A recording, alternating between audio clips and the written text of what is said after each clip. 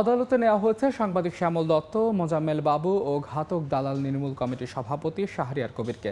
আলাদা হত্যা মামলায় তাদের প্রত্যেকের 10 দিন করে রিমান্ড আবেদন করেছে পুলিশ।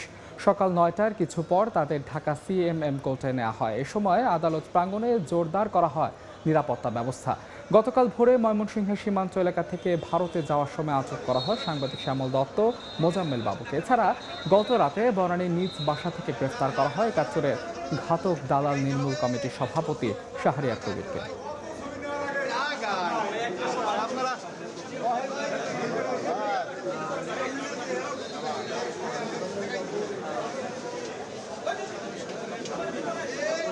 ঢাকার সিএমএম আদালতে আছেন রিপোর্টার মাইনুল হাসান। সরাসরি যাচ্ছি তার কাছে। মাইনুল, থানার আলাদা আলাদা দুটি হত্যা মামলায় দুই সাংবাদিক শ্যামল দত্ত এবং মোজাম্মেল বাবুর 10 দিনের রিমান্ড এবং ঘাতক দালাল নির্মূল কমিটির সভাপতি শাহরিয়ার কবিরের কিন্তু 10 দিনের রিমান্ড আবেদন করা হয়েছে। ইতিমধ্যে তারা আদালতে আছেন। কিছুক্ষণের মধ্যে শুনানি অনুষ্ঠিত হবে এবং শুনানি শেষে আদালত তাদের রিমান্ড দেবে কিনা সেই সিদ্ধান্ত নেওয়া হবে। তবে এখন পর্যন্ত তারা আদালতেই আছেন এবং শুনানির শুরু হবে কিছুক্ষণের মধ্যেই। এদিকে আপনারা জানেন গতকাল রাতেই কিন্তু তাদেরকে গ্রেফতার করা হয়।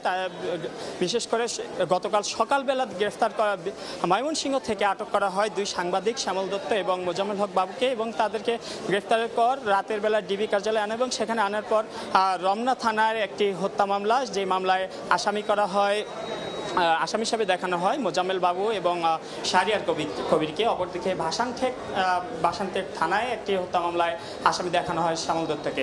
এখন কিন্তু তাদের শুনানির চলমান আছে। কিছুক্ষণের মধ্যেই হয়তো আমরা জানতে পারবো তাদের কয়দিনের রিমান্ড দেওয়া হবে। এছাড়া আপনারা জানেন যে গতকাল রাতে কিন্তু শাহরিয়ার কবিরকে গ্রেফতার করা হয় তার বনানীর বাসা থেকে এবং তাদের সাথে আরও একজন সাবেক মন্ত্রীকেও গ্রেফতার করা হয় এবং তাদের কিন্তু রিমান্ড আবেদন করা হয়েছে ইতিমধ্যে। আপনারা হয়তো কিছুক্ষণের মধ্যেই সেই আপডেটও জানতে পারবেন কতদিনের রিমান্ড হয়েছে।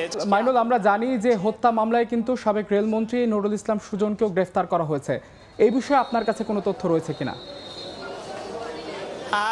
ধ্রুব, সুজনকে গতকাল রাতে শ্যামলীর একটি হাসপাতাল থেকে গ্রেফতার করা হয় এবং গ্রেফতারের পর তাকে যাত্রাবাড়ি থানার একটি মামলায় গ্রেফতার দেখানো হয় এবং সেই মামলায় ইতোমধ্যেই পুলিশ তার কিন্তু 5 দিনের রিমান্ড আবেদন করেছে এবং এই 5 দিনের রিমান্ড আবেদনের শুনানি হয়তো কিছুক্ষণ পরেও অনুষ্ঠিত হবে। তাকে এখনও আদালতে আনা হয়নি। আদালতে আনা হলে তার শুনানি হবে এবং তখন আমরা জানাতে পারবো যে তিনি আসলে কত দিনের রিমান্ড পেতে পারেন। যেহেতু তিনি অসুস্থ, আইনজীবীদের সাথে কথা বলেছি, তারা বলেছেন যে তারা রিমান্ড বাতিল চেয়ে আবেদন করবেন এবং রিমান্ড বাতিল চেয়ে আবেদন করার অপরপক্ষে আমরা যে রাষ্ট্রপক্ষের যারা তারা বলেছেন যেহেতু তিনি সরকারের একজন গুরুত্বপূর্ণ মন্ত্রী ছিলেন সেহেতু তার রিমান্ড নিয়ে গুরুত্বপূর্ণ তথ্য তার কাছে পাওয়া যেতে পারে।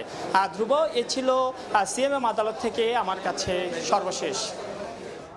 সরাসরি যুক্ত ছিলাম সিএমএম কোর্টে, জানছিলাম সেখানকার সবশেষ পরিস্থিতি।